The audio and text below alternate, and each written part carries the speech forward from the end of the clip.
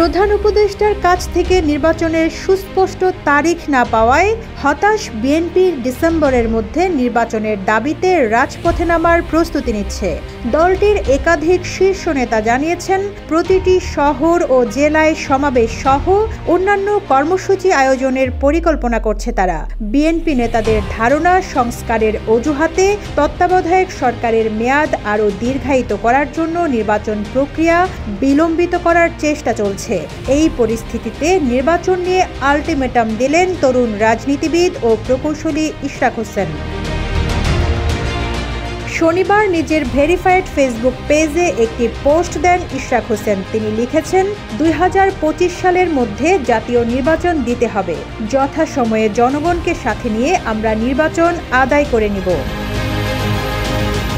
ছাত্র প্রতিনিধিরা পদত্যাগ না করলে নির্বাচনের নিরপেক্ষতা নিশ্চিত হবে না মন্তব্য করে ইশরাক আরও লিখেন, সরকারে থাকা ছাত্র প্রতিনিধিদের অবিলম্বে পদত্যাগ করতে হবে, অন্যথায় নির্বাচনকালীন সময়ে অন্তর্বর্তী সরকারের নিরপেক্ষতা নিশ্চিত হবে না।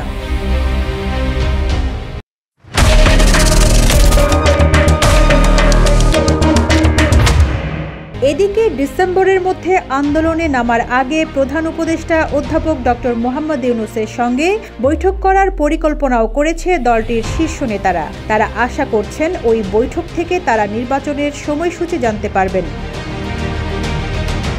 বিএনপির স্থায়ী কমিটির সদস্য সালাউদ্দিন আহমেদ ডেইলি স্টারকে বলেন, প্রধান উপদেষ্টার সঙ্গে নির্বাচনের তারিখ নিয়ে আলোচনা করে শরিক দল ও সমমনা অন্যান্য রাজনৈতিক দলের সঙ্গে পরামর্শ করবে বিএনপি। তারপর জনগণের কাছে বিএনপির বার্তা পৌঁছে দেওয়া হবে।